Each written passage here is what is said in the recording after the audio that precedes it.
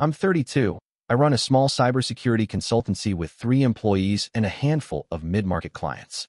My calendar is color-coded and my coffee is obnoxiously precise.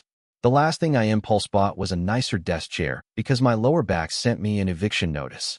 I have an apartment with walls I painted myself, a cat named Packet, and a savings rate that would make my old economics professor tear up. The short version is, I'm okay. I'm independent. And a few months ago, I did something I never thought I'd have the spine or the money to do. I paid back my parents and walked away. When I say paid back, I don't mean the warm, reciprocal way adult kids sometimes help with groceries or a prescription. I mean literally paying a bill they'd been itemizing since before I could spell itemize. My parents loved a fridge magnet. Not the cute, travel kind. Clip magnets, the heavy-duty ones you use to hang important papers. When I was 8, the important paper was a spreadsheet my dad printed in landscape orientation. It had a title in bold. Household expenses, including child. The child part was in parentheses like an afterthought, but he'd highlighted it yellow so your eyes went right there. I didn't understand the columns. I did understand the comments he'd make when he opened the fridge, sighed at the empty milk, and tapped the paper with his knuckle like a judge. That's $4 gone, he'd say. $4 you'll owe me someday. He said it with a half laugh, like it was a joke. But jokes have punchlines. This always felt like a warning label. My mom was more lyrical. If I asked to go to a birthday party, she'd say, sure, as long as you remember who keeps a roof over your head. If I wanted new sneakers, I'll see what we can do. But shoes aren't free. Food isn't free. School isn't free. Nothing is free, honey. Honey was a knife wrapped in a napkin. At dinner, they'd swap stories about money like other parents talk about sports. Gas is up. Groceries are ridiculous. We're not made of money. Then it would tilt into a sermon. You have any idea what diapers cost? My dad would say, pointing a fork at me like I could possibly have known the price of Pampers in 1994. We didn't go out for years. Every dollar went to you. Mom would nod, slow and meaningful. You'll pay us back one day. Not because we're cruel, but because you should learn responsibility. They always framed it like a life lesson. Not love, not care. A loan with interest. I remember the first time I felt the debt latch onto my ribs. 3rd grade, field trip to the aquarium. $10 for the ticket, $5 for the bus, and pack a lunch. I handed Mom the crumpled permission slip, hoping it would slide under the radar. She read it slow like a judge reading a sentence. $20, she said. Plus the lunch. It says pack a lunch, I said. I can pack it. With what food? She pinched the bridge of her nose. Food that we buy? Do you see how the math works? Dad took the slip, scribbled his signature, and said, put it on the fridge. I'll add it to the ledger. The ledger. They had a private one besides the fridge sheet, Dad's green accounting notebook with the fabric cover. I wasn't supposed to read it. I did once, when I was 12, and they forgot to lock the home office. It had neat lines with dates and descriptions like back-to-school clothes, dental cleaning, birthday gifts, and a column labeled child share. I traced those words with my finger, not understanding the decimals, but fully absorbing the indictment. It wasn't just big stuff. Mom would hand me a granola bar before soccer practice and say, there's your 75 cents. When the team did a car wash fundraiser, I held a sign on the median and watched other moms bring cookies and cash. Mine came by and rolled down the window to lecture me about real work. Still, she handed me $1. I'm not giving this to the team, she said. I'm giving it to you. You owe me $1 now. If I brought home an A, Dad would smile and call me professor. If I brought home a B, he'd flip through the green book like he was searching for a reason. Maybe we shouldn't have paid for that graphing calculator. When your childhood is an invoice, you learn payment plans. I stopped asking for things. I kept track of my own debt on a sticky note in a shoebox. If I found change in the couch, I'd add a line, minus $0. 35. If I got $5 for mowing the neighbor's lawn, I'd slide it into an envelope and write, for Mom/Dad. Thank you for food. I thought if I anticipated the bill, it would come smaller. It didn't. There were moments I tried to call the bluff. 7th grade, I asked, isn't parenting something you chose? Don't parents just do it? Mom snapped the dish towel, the sound like a gunshot. Don't you dare talk back. We could have done a lot of things with our lives. We had you. Dad didn't raise his voice. He rarely needed to. We made sacrifices, he said calmly. That's what family does. You're going to show you understand that when you can, not when it's convenient. On my 15th birthday, they gave me a calculator. My friends thought it was funny. We laughed at the dad joke. But taped to the box was a small sticky note. for figuring out what things cost. After the cake, they sat me down with what they called a reality talk. Dad brought out the green notebook and a new, clean spreadsheet. Here's the deal, he said. When you graduate, you'll start paying us back. No rush, we're not monsters. But $100 a month, at least. More when you can. We'll keep track. My stomach dropped so hard it felt like missing a stair. For diapers? I asked, trying to keep my voice steady. For the roof? For all of it, Mom said. You're smart. You'll do well.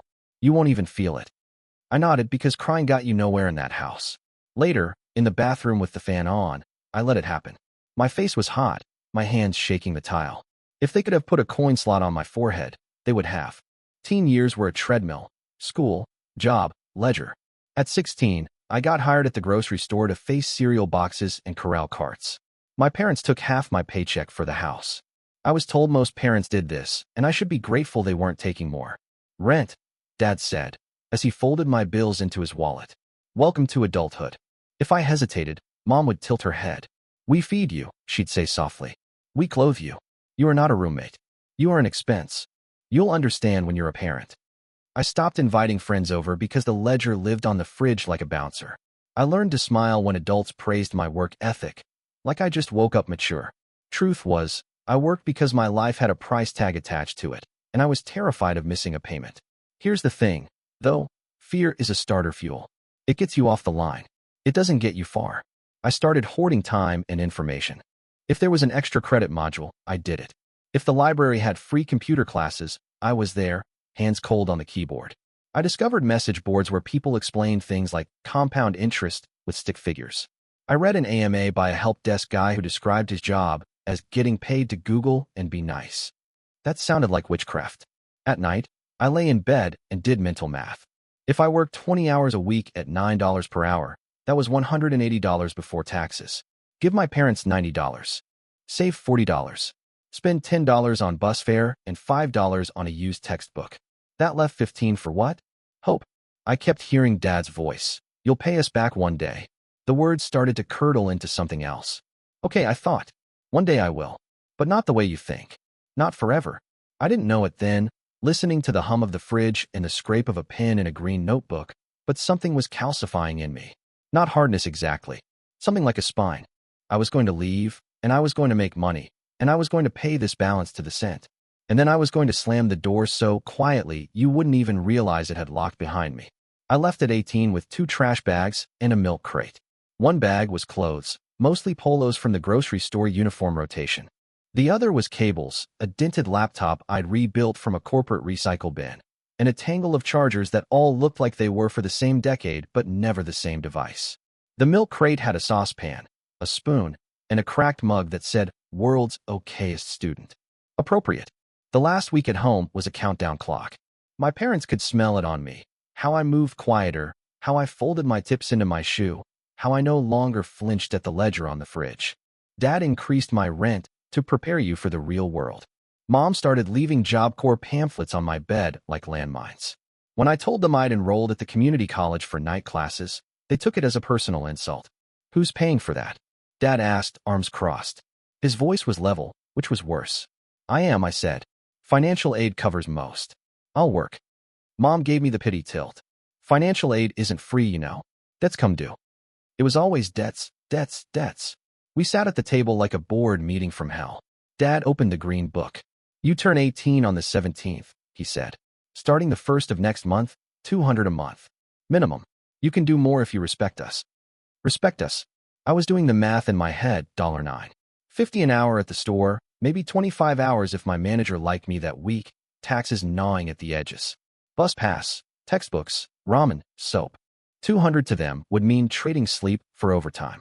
It would mean never leaving.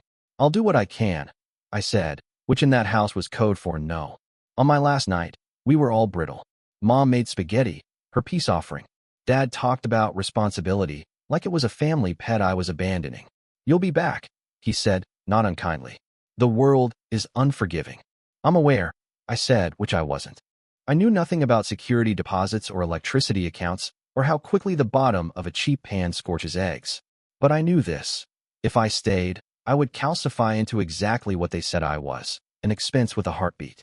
The place I moved into was a third-floor walk-up that smelled like old onions and damp drywall. The radiator clanged like a haunted ship. My room was technically a den, no closet, but I had a door and a corner where light pooled in the mornings. The window latch was broken, so I propped it closed with a spoon. My roommate, Luis, was a line cook who did crossword puzzles in pen and snored like a motorcycle. He taught me how to deglaze a pan with water when you're too broke for wine and how to put a bowl of vinegar out to kill the onion smell. He also taught me, rent is rent, but a house is a home, which is not a proverb so much as a survival spell. I kept the grocery store job and added a second shift at a call center where the fluorescent lights made everyone look 2 days dead. The headset smelled like someone else's shampoo. My script was printed on a laminated card. Thank you for calling Glendale Broadband. My name is Devin. How can I assist you today?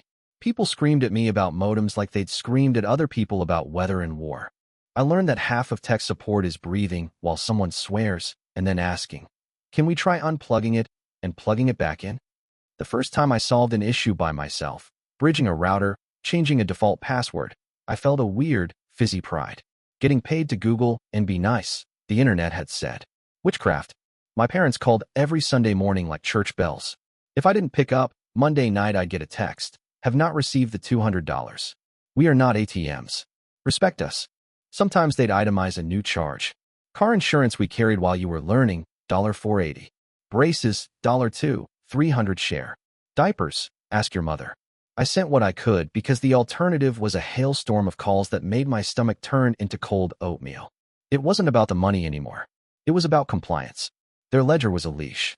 Community college was the first quiet place in my life. The library's carpet swallowed footsteps. I sat in the back of a computer lab where the monitors were the size of small aquariums and tried not to cry at the feeling of anonymity. No fridge ledger. No adult voices explaining how the world worked. Just assignments with clear due dates. If you did the thing, you passed. If you didn't, you didn't. Transactional in a way that wasn't cruel. I took an intro to networking class because it fit between the store and the call center. The professor was a woman with sensible shoes and a laugh that made you want to be funnier. She had us crimp Ethernet cables with our eyes closed. You don't have to see everything to connect it, she said, winking like she knew she was being corny. I took the CompTIA A+ exam the next month using a voucher from a state program for displaced youth, which felt dramatic, but I wasn't going to argue with a $200 discount. I passed. It was the first credential I'd earned that my parents hadn't demanded or claimed. When I told them, because I still told them things then, Mom said, so, now you're a computer boy? Dad said, don't let it go to your head. Then he added, send an extra 50 this month. We're short. The bad thing about multiple jobs is that you are always tired. The good thing is that you're too tired to engage. When Mom called to tell me Aunt Sheila thought it was disgraceful how I abandoned family, I said, okay, and muted the phone while I spooned rice into my mouth and Googled help desk jobs no degree. When Dad texted me a photo of the green notebook with a sticky note that said interest, I put my phone face down and reviewed subnetting until the numbers blurred into wallpaper. There were nights I thought about going back. Not because I wanted to, because my bones wanted to stop vibrating. Then Luis would shove a bowl of stovetop arroz con pollo toward me and say, eat. Tomorrow exists. Or I'd get a tiny win at work. A coworker asking me to look at their laptop, a supervisor forwarding me a weird phishing email with can you check? And the feeling would pass. One of those wins turned into a wedge in the door. A Glendale broadband manager heard me talking a furious customer through securing their Wi-Fi. After the call, he leaned over my divider and said, you know, we've got an opening in field support. Less yelling, more doing. Pays $3 more. Interested? I was interested in not drowning. I said yes so fast he laughed. Field support meant a van, boot covers, and strangers' living rooms. It also meant the first time I stood in someone's tidy kitchen and realized houses could feel gentle. Family photos without the dollar signs. Fridges with drawings instead of ledgers. A burly dad offered me a glass of water and said, take your time, man. I went back to the van and sat with my hands on the wheel until the urge to cry passed. The pay raise put real food in my pantry and a secondhand mattress on my floor. It also did something subtler. It put a centimeter of glass between me and my parents' demands. When they said, 200, I sometimes said, can't this month, and then did not die. When Mom said, you owe us everything, I said, I don't, and my lungs still filled with air. They tried new tactics. Mom called with her soft voice to say Dad's back hurt and the electric bill was high. If you loved us, she began. I do, I said automatically, then corrected myself. I care, but I'm not your retirement plan. Dead air, then a small, cold laugh. Who taught you to talk like that? Me, I said, and we both knew that was true and unforgivable. Dad leaned into morality plays. Real men pay their debts, he texted. Real men support family. Real men don't invoice children for existing. I typed, then deleted. I wasn't ready for that fight yet. Not with him. Not when I still checked my bank app before I bought dish soap. 2 years blurred. Work, class, work. I swapped the call center for a campus help desk gig that paid in both dollars and proximity to people smarter than me. A senior tech named Jazz taught me how to read logs like they were gossip. Machines tell on themselves, she said, grinning. She showed me a packet capture once, and I felt like I was looking straight into the bloodstream of the internet. I took Security Plus and passed on my second try. I put the certificate in a cheap frame and hung it over my desk like a superstitious fisherman hangs a net. My parents got quieter for a while. I think they were waiting to see if I'd fail. They'd say things like, when you settle down, you'll move closer, and I'd say, maybe, meaning no. The ledger wasn't on their fridge anymore. Maybe a neighbor had seen it. Maybe they learned shame, but it lived in their voices. Sometimes Mom would do the thing where she listed what I used to cost. Do you remember how you used to eat? You were a hollow leg. We bought milk every other day. I remember, I'd say. I carried it in from the car. Ungrateful, she'd whisper, like a prayer. Gratitude is funny. It's something I feel every day, in my apartment when the cat headbutts my calf, in the moment a script finally runs, at the market when peaches smell like every good summer. I feel it like a hum under my skin. I just don't feel it when my parents demand it like a tax. That distinction took me embarrassingly long to articulate. I graduated with an associate's and a network of people who would answer my emails. I talked my way into a junior security analyst role at a mid-sized firm that did compliance for healthcare clients. My first day, HR gave me a lanyard and a mug and a laptop that booted in under 10 seconds. My desk had a plant already there. It was plastic. I watered it twice before I realized. The job was half triage, half detective story. What happened? Where did it start? Who clicked the thing? Can we make sure no one clicks the thing again? The salary number on paper made my heart trip. It was more than my dad had ever made, at least according to the fragments I'd overheard growing up. It meant savings with commas. It meant I could open my own spreadsheet and, for once, the columns would be mine. I did the grown-up stuff everyone tweets about: emergency fund, Roth IRA, a vacuum that didn't smell like burning hair. I also did little rebellions. I bought strawberries out of season. I scheduled a dentist appointment without asking permission. I got therapy once I had insurance and told a woman with kind eyes about the Green Ledger book and how I still felt like every nice thing had to be offset by penance. She said, "Love without strings feels unsafe when all you know are knots." I wrote that down and looked at it until it stopped sounding like a fortune cookie and started sounding like instructions. My parents came back with a new strategy: nostalgia. Do you remember the aquarium? Mom texted, out of nowhere. We took off work so you could go. Tickets weren't cheap. A photo followed, me in a too large t-shirt, touching a stingray with 2 fingers like I'd been told. In the corner of the frame, you could see Dad's hand, just the wrist, wedding ring glinting. I remember, I typed. I put the phone down and sat on my couch, staring at the photo like it could answer a question. Did they love me? Yes. In the way they knew how. In the way that came with itemized receipts. Did that equal safety? No. Around then is when the idea started to shape itself into something less like spite and more like clean math. They'd always wanted repayment. They'd wanted it since before I could do long division. What if I gave it to them? Not my life. Not my presence. The money. Exactly the money. I didn't act on it right away. Revenge, I've learned, is best when it's a room you build quietly, piece by piece, until one day you simply open the door and walk through. I filed the thought under later and kept going. The firm promoted me. I learned how to be the calm voice in a panic. Okay, let's breathe. Is the server unplugged? No. Great. We're going to look at logs. No, you're not in trouble. I started taking on freelance gigs my boss knew about and approved because it looked good for the company to have someone visible. I wrote a blog post about password managers that got shared more than I expected and made a dentist in Ohio email me to say thank you. I bought packet from a rescue, and he promptly bit my finger and fell asleep on my hoodie.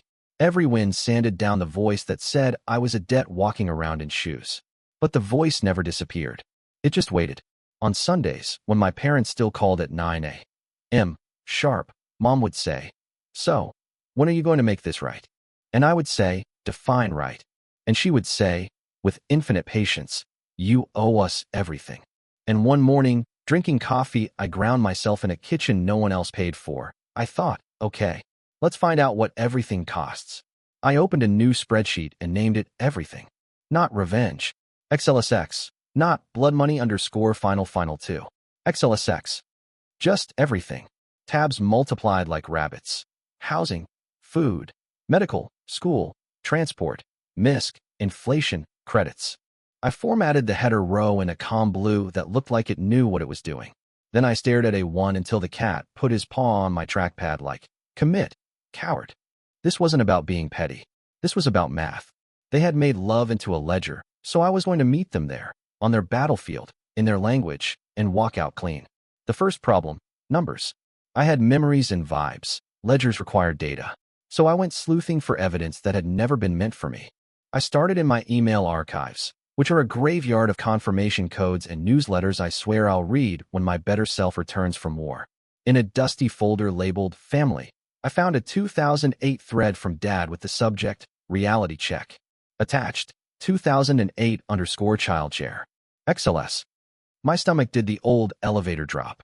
I downloaded it and watched the progress bar like it might bite me. It was exactly what it said. Months across the top, categories down the side. Groceries, utilities, wear/tear, school supplies, gas for school activities, and a column labeled child share. Some numbers had notes. Milk X4, banned fees, lost hoodie. In October, next to braces, he'd typed in all caps, not optional. I stared at that for a full minute. I remembered the way the brackets dug into my cheeks, how I learned to talk without flashing metal, because kids can smell insecurity through walls. I dropped the 2008 sheet into my new file and added a column, Source, Dad XLS. Then I started building outward. Mom is a sentimental hoarder, which meant two things. 1. My childhood tooth fairy earnings were probably still in a baby food jar labeled teeth. And 2. She had, at some point, texted me photos of photo albums. I scrolled back to 2016 when she discovered digitizing. Jackpot. There, in the background of a picture of me holding a papier-mâché volcano, was the fridge ledger. Its numbers blurry but legible if you squinted and dragged the exposure. I pinched and zoomed until my phone was just columns and a yellow highlighter streak. I transcribed what I could. July. Field trip, $25, child share $25. September. Back to Yo school, $136, child share $136. December. Gifts, $120, child share $0. I actually laughed at that. Gifts, it seemed, were briefly exempt from taxation. I put those into a new tab called Fridge. I called my pediatric dentist's office, expecting to get stonewalled by HIPAA in time. But the same receptionist with the smoky voice answered, recognized my name, and found archived statements for orthodontia, like we were discussing a library book I forgot to return. She offered to email PDFs. I held the phone away and closed my eyes while taking a few silent, steady breaths. Yes, please. I dropped every invoice in a medical and added another source column. Dentist PDF. School records? The district had a parent portal even back then, and Dad had once forwarded me a fee notice with a helpful, gloating "told you, nothing's free." I had ignored the tone and saved the attachment. Fees for AP tests, lab goggles, graph paper my math teacher insisted on like it was a sacrament. Into school they went. For the gaps, I triangulated. I pulled public data like a raccoon raiding a campsite. I used Bureau of Labor Statistics CPIU to create an inflation tab, 1 row per year of my childhood, because if this ever came to court, it wouldn't. But anxiety writes legal dramas at 2 a.m. I wanted to show my work.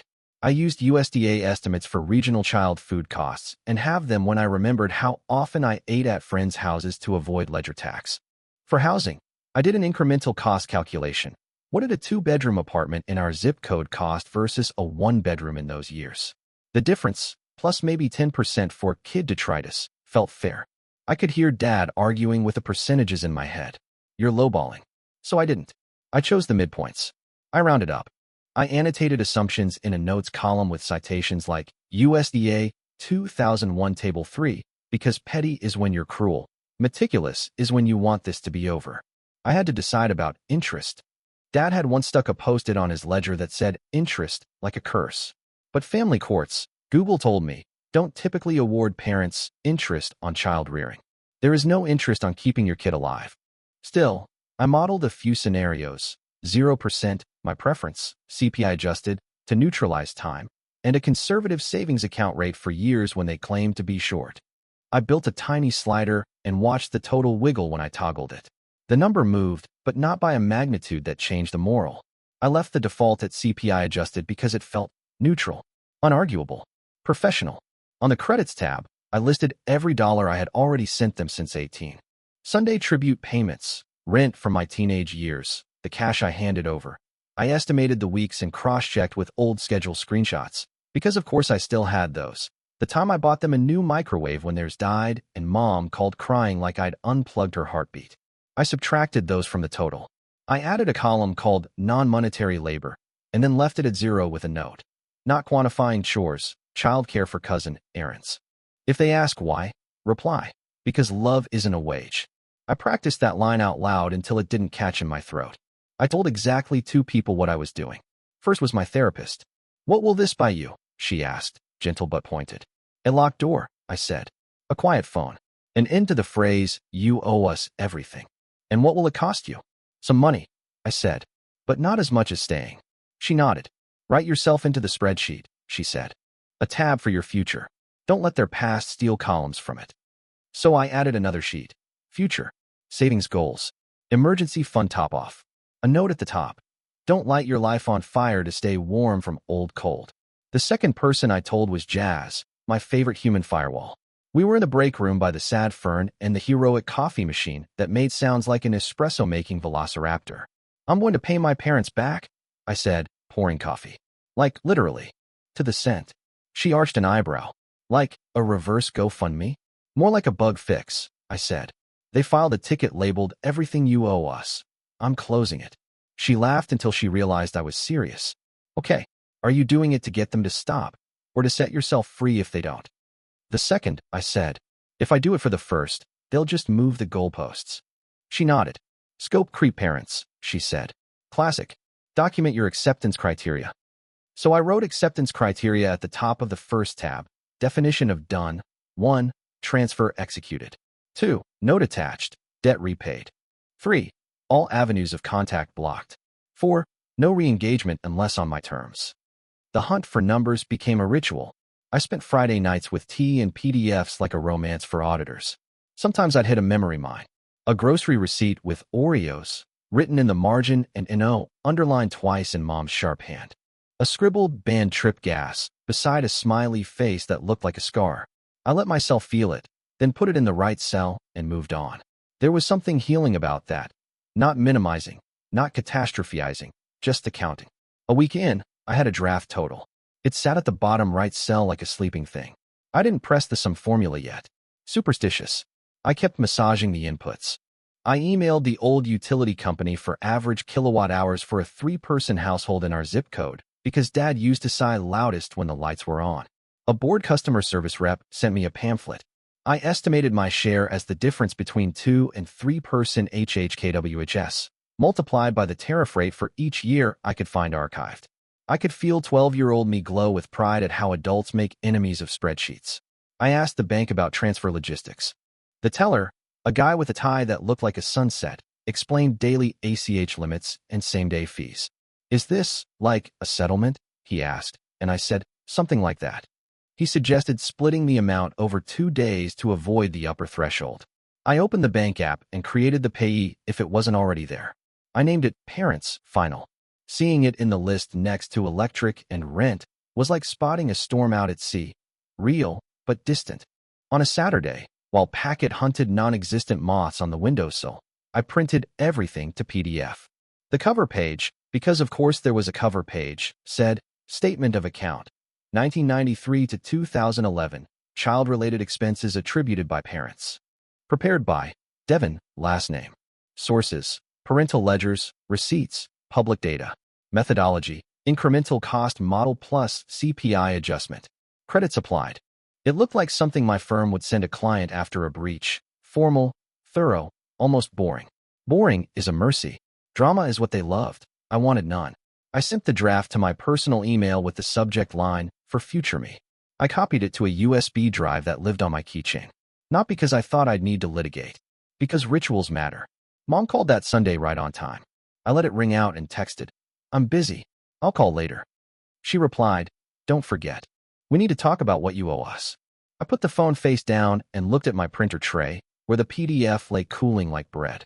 The next day at work, a client had a small incident. In turn, clicked a delightful blinking worm. We contained it, and I found myself speaking in the same steady cadence I'd written into my spreadsheet.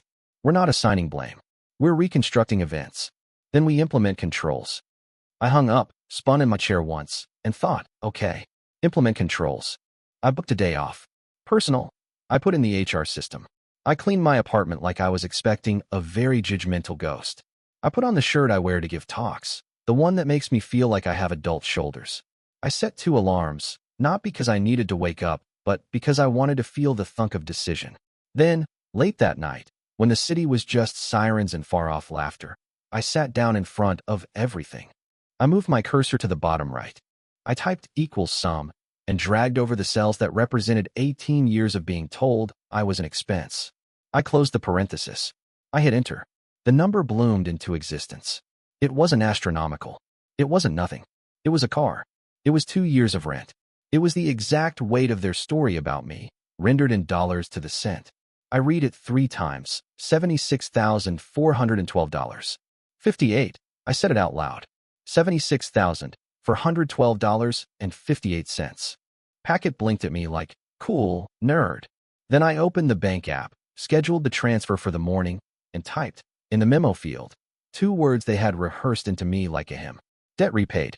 At 6:58 a.m., my phone alarm chirped the default marimba because I'd never bothered to change it. I stared at the ceiling and counted the small cracks in the paint like they were tally marks. Packet did his morning patrol, windowed a chair to bowl to my shin. I made coffee and didn't drink it until it stopped steaming. I wanted a clear head. Or maybe I just wanted to feel like the day had a spine. The transfer I'd scheduled would hit in batches over 2 days because of my bank's limits. The idea of this dragging past noon, let alone tomorrow, made my throat tight. I opened the app, tapped transfers, and canceled both. Clean slate. Then I put on a real shirt and went to the branch. The lobby smelled like carpet cleaner and someone's cologne.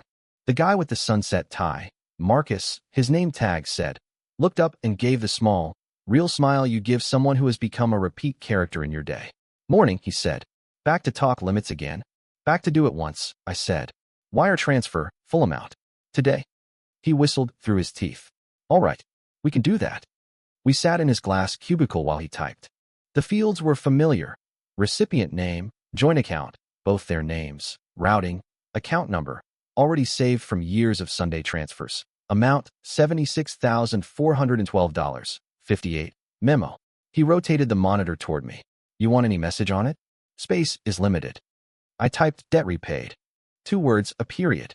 He nodded like he understood something without asking. There's a fee, he said. I laughed once, not unkindly.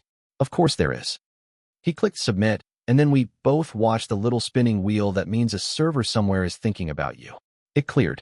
Sent, he said. Should post today? If it doesn't, I'll call you. I appreciate you, I said, and I meant it. On the walk home, the city was doing its weekday hum. Delivery trucks, dog walkers, someone arguing on speakerphone. I felt not light, not heavy, like a suitcase with everything folded just so. When I got upstairs, I made toast and intentionally burned it, the way I liked as a kid before I learned to prefer it how other people did. At 9:11 a.m., my phone buzzed. Unknown number. I let it go to voicemail. A text popped up immediately after. Call US now. Then another from Mom's phone. Where did you get that money? Why would you do this? Call. Then Dad. This is not how adults handle obligations. I stared at the screen the way you stare at a stove, checking if the burner's actually off. Packet headbutt my hand. I scratched behind his ears and put the phone face down. I had a list on my desk labeled Implement Controls. Step 1, confirm receipt. Step 2, block. At 10:06, Marcus called. Posted, he said. Got the confirmation on our end. They'll see it. Thank you, I said. For real. You're welcome, he said, then hesitated. Whatever this is, I hope it helps. It will, I said, and hung up before I could say something weird and honest to a stranger with a sunset tie.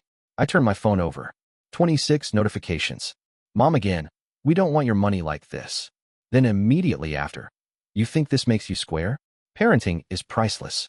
Then a photo of a page from the green ledger book. She must have taken it in a hurry. Her thumb blocked the corner. Captioned, "This isn't everything. Dad, we'll tell family you made amends. Call to discuss a payment plan that makes sense." Payment plan. My laugh startled the cat. I opened the email app. My inbox was dinging like a stuck elevator. Subject lines. "So you finally admit it. We need to talk about the future. This isn't closure. Devin, call your mother." One from Aunt Sheila, BCC'd. "Classic Sheila, proud you're stepping up. Now be a man and follow through." I could see the group chats forming like storm cells. I clicked compose and typed one email to two recipients, Mom and Dad, because that is what my acceptance criteria demanded. One action, no debate. Subject, statement of account, 1993 to 2011. Body, attached is the documentation used to determine today's transfer. This payment settles the balance you've asserted since my childhood. Memo reads, debt repaid. Going forward, I will not be available by phone, email, or social media. If there's a genuine emergency involving life or death, you may contact lawyer's name, who has instructions to reach me if appropriate. I wish you well. I attached the PDF of everything. I read it 3 times for tone. Calm. Boring. I hit send. I closed the laptop. And then I blocked. There's a choreography to it I'd rehearsed on a sticky note. Phone. Blocked both their numbers. Blocked unknown callers. Changed voicemail to a generic recording with no personal info. Text. Blocked on iMessage, WhatsApp. Turned off read receipts because petty temptation lives in those bubbles. Email. Created a filter. If from mom, dad, or any relative surname. Auto-archive to a folder named archive/do not open. I left the folder there empty and awful like a time capsule I will never dig up. Social. Blocked on Facebook, where mom does her performative inspirational quotes. Blocked on Instagram. Set Twitter to private even though I haven't tweeted in years. Updated LinkedIn because dad thinks professional network is a backdoor to guilt. Changed visibility to connections only and pruned connections until the feed stopped mentioning people I share DNA with. Physical mail. I paid for a P.O. box 2 neighborhoods over and set a forwarding order. If they show up at my building, there's a camera and there's the lobby buzzer I will not answer. Work. Told HR and my team lead, in the vaguest possible terms, that I have relatives who might try to contact me and that no calls are to be transferred. Put a note on my file. Do not confirm employment status to unverified callers. Legal. Emailed my lawyer, because one thing I learned owning a consultancy is that $300 for an hour of "am I allowed to do this?" is cheap piece. She replied, "You're not obligated to maintain contact with abusive family. Keep everything in writing. If they harass, we send a cease and desist." It took 20 minutes and 10 years off my cortisol level. The quiet after was not empty. It was full.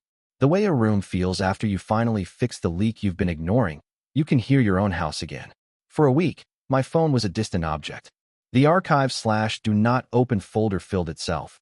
I could see the unread count tick up in the sidebar like a Geiger counter. I didn't click. It was almost sating, watching it grow and letting it be someone else's problem. Letting it be no one's problem.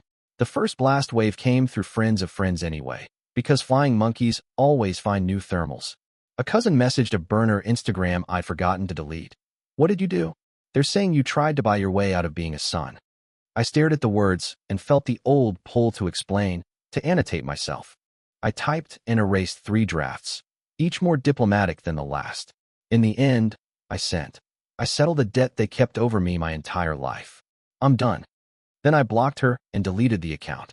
At work, I moved through the week in that pleasant, competent groove you get when your brain is 10% lighter. We had a client with a ransomware scare that turned out to be a broken backup script and a dashboard with too many angry red icons. I talked them down from DEFCON 1 to maybe just WRN. And when the COO thanked me, I smiled and meant it. I went home and cooked rice and sautéed mushrooms and ate at my table like a person who lives where he lives. On Friday, my lawyer forwarded me an email mom had sent to the firm's general inbox. She found my company website. Of course she did. Subject line: urgent. Family matter. The body was a soap opera. I had cut them off without explanation, refused to engage in mature dialogue, sent a mysterious large sum that raises questions. Questions for who? The IRS? I documented everything. Wires have logs. The lawyer's note. Do you want me to reply? I typed back. Please send a polite cease and desist template. No admission. No engagement. She did. It was so bland it repeated itself, which is the loveliest thing a legal threat can be. Then there was the Facebook post I didn't see, but got sent by 3 different high school friends who still lurk there like it's a town square. Mom had posted a photo of me at 6, that gap-toothed smile weaponized, with a caption about raising children in a thankless world and doing the best we can. She didn't name me, but she didn't have to. The comments divided themselves like any small-town jury. Kids these days, parenting is hard. We don't know the whole story, one saint. Parents aren't owed a return on investment. I wrote that last person's name down and resisted the urge to send them a fruit basket. In the middle of the second week, Dad showed up at my building. The lobby camera is a few pixels short of useful, but there he was, hands on hips, scanning the mailboxes like they'd rearrange into an answer. The super texted me a grainy still. This your guy? Yes, I wrote back. Please don't let him upstairs. 10-4, he replied, then added. He looks like he thinks he owns the place. That's his whole thing. I typed and sat very still on my couch, listening for the buzzer that didn't come. I thought I'd feel a rim of panic around all of this. The unknown is supposed to be scary. Instead, I felt organized. Like I had finally put names on all the boxes and stacked them somewhere they couldn't fall on me at random. There was grief in it, sure. You don't uninstall a core belief, you owe us everything, without leaving a hole where it lived. But the hole wasn't a wound. It was a space. The money left my account and didn't return. No chargebacks, no disputes, no oops. I could imagine their kitchen, Mom with her phone, Dad with the green book, both holding my PDF like it might explode, and also like it already had. I could imagine them telling themselves a story they could live with. He's confused. He's unwell. He thinks money replaces family. None of those were about me. That's the only way they know how to keep going. Pick an explanation that doesn't require new behavior. I kept my new behavior. I watered the plant that was not plastic. I went to the climbing gym with my friend who spots me like I'm made of breakable glass until I roll my eyes, and then he spots me like I'm competent. I woke up without that split-second scan of what will the ledger demand today. On Sunday, 9 a.m. came and went. No call. My apartment was so quiet I could hear the refrigerator cycle. For 15 years, that sound had made my shoulders tense. Now it sounded like what it is, a box keeping my food cold. I made pancakes. I ate them with strawberries, in season, with a ridiculous amount of syrup. Packet sat like a weird bread loaf and blinked slow approval. I thought of my acceptance criteria. 1. Transfer executed. Done. 2. Note attached. Debt repaid. Done. 3. All avenues of contact blocked. Done. 4. No re-engagement unless on my terms. Ongoing. I set my phone face down on the table and let the syrup edge toward it like a lava flow. For the first time since I was 8 and learned what a ledger was, I felt something I had never associated with money or family. Freedom, uncomplicated. The revenge didn't feel like a knife. It felt like a receipt I didn't have to keep anymore. 2 months after the wire, I woke up at 6:59 without an alarm and didn't brace for the 9 a.m. call. The quiet wasn't a cliff anymore, it was a floor. Packet had migrated across the bed in the night and was snoring into my shoulder like a tiny saw. I lay there and did the thing my therapist taught me. Name 5 things I could feel. Cat. Sheet. Morning air. My own chest, not braced. And, weirdly, the absence of a ledger. The first couple weeks had been noise. Emails to the archive/do not open folder, a sighting of my dad in the lobby, an aunt trying to turn my life into her Facebook novella. Then the cease and desist did what it was supposed to do, made it boring. Mom sent one more message to my lawyer. We only want conversation. Got a reply that used phrases like, further contact will be documented, and the air left the balloon. Silence can be weaponized, but this wasn't that. It was boundaries doing their stupid, beautiful job. People asked me versions of the same question, but doesn't it feel cold?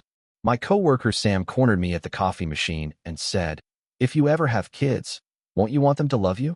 Isn't this like closing that door? I rinsed my mug and said, I didn't cut them off because of money.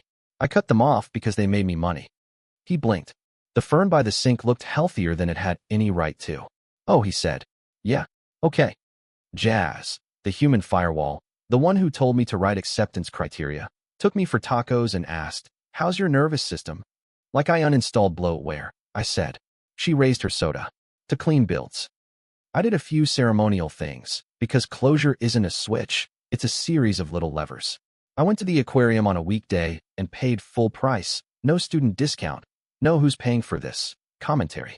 The touch tank was exactly as lukewarm as I remembered. A kid next to me squealed when a stingray brushed his fingers. His mom laughed and wiped his sleeve with the edge of her scarf. "Again?" she asked, and he yelled, "Again." No ledger on their fridge, at least not visible from here. I touched the water with 2 fingers and told 8-year-old me, internally, we're square. We can do this stuff just because. I printed the first page of my Everything PDF, wrote paid in full across it in an obnoxious blue pen, and taped it to my own fridge for a week. It looked ridiculous next to Packet's vaccine schedule and a pizza place magnet shaped like a tomato. On day 7, I took it down, folded it twice, and dropped it in the shredder at the office. The sound was deeply stupid and deeply satisfying. I didn't keep a souvenir. The point wasn't to build a shrine to resentment. The point was to stop letting it live rent-free. Business-wise, I had a very unromantic epiphany. I'd been waiting to start my consultancy until some imaginary orchestra swelled and a mentor handed me a sword. Turns out, the music was the sound of my phone not ringing on Sundays. I filed the LLC, called it Blue Socket Security because I am a nerd, and asked 2 friends from the firm if they wanted to moonlight. Pay is boring and on time, and the clients are mid-market folks who need guardrails, I said. Also, no heroics, no guilt currency. They said yes. Then the moonlight turned into, "Hey, should we do this for real?" And suddenly I had 3 employees and a bookkeeper whose favorite phrase is, "Let's not mess with the tax man." I wrote our internal handbook in one sitting. It was mostly common sense. We bill honestly. We pay early. We don't make people prove they're sick. We don't ask our team to be a family, because that's how you smuggle exploitation through the door in a sweater. We are coworkers. We are kind. If we fail, we make it right and write down what we learned so we don't fail the same way twice.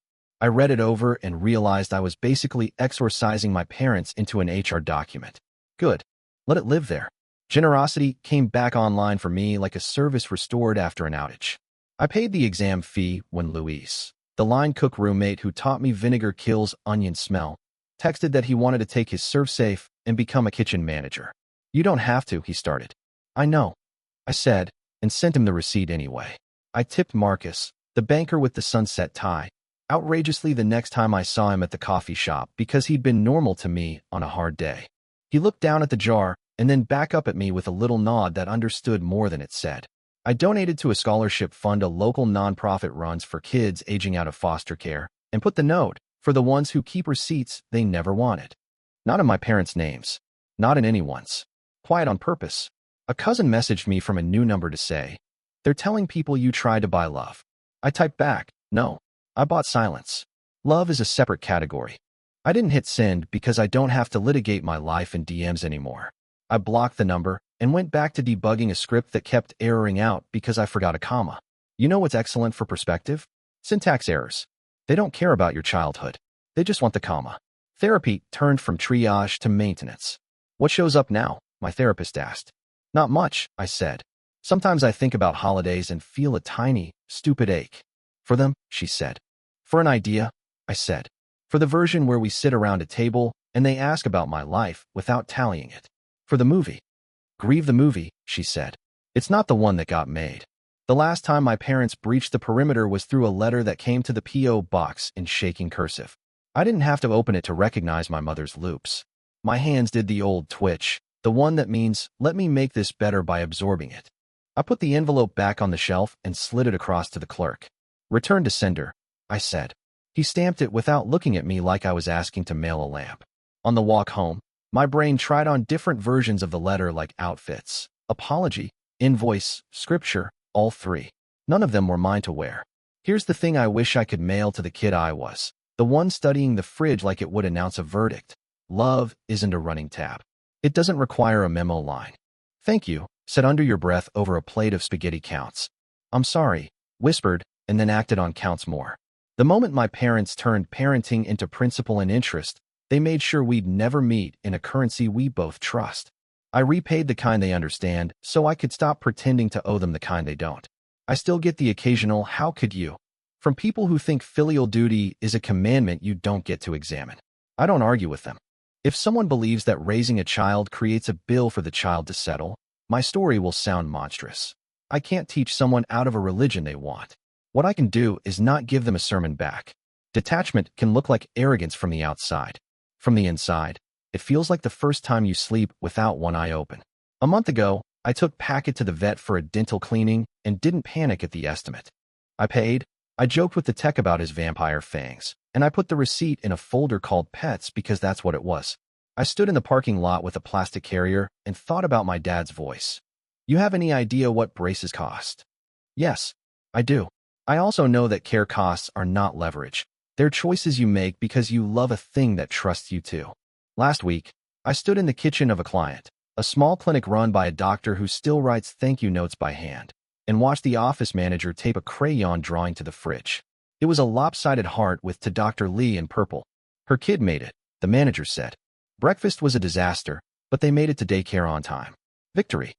I smiled and left a magnet from our company with our emergency number on it. In the van, I looked at my hands on the wheel and recognized them. Not the hands of an expense or an investment. Just hands. Good ones. Sometimes I think about sending one last message. Not to them. To the version of them that lives in my head. It would say, I did exactly what you asked, once in full. Everything else you wanted was never mine to give. I used to feel sick imagining their anger at that. Now I feel nothing. Not cruelty. Just neutrality. They can tell whatever story they need to stay upright. I'm not a character in it anymore. There's a sticky note on my monitor that says, in my own messy, competent scrawl, no re-engagement unless on my terms. I haven't needed it lately. It's a reminder the way a smoke detector is a reminder. You hope to never use it, but you're glad it's there. Tonight, I'll close my laptop, text the group chat that I'm bringing chips to movie night, and step out into a city that does not know or care that I once paid for a childhood with a wire transfer and a 2-word memo. That's the joke, I guess. I thought the climax would feel operatic. It felt like walking through an unlocked door into my own life. I don't feel guilt. I feel a clean edge where the mess used to be. I feel weight redistributed from my chest to my legs, so I can run.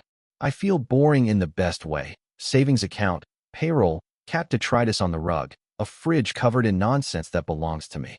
They used to tell me I owed them everything. So I gave them exactly what they asked for, and nothing more. And on the other side of that receipt was the only thing I ever actually wanted. Freedom.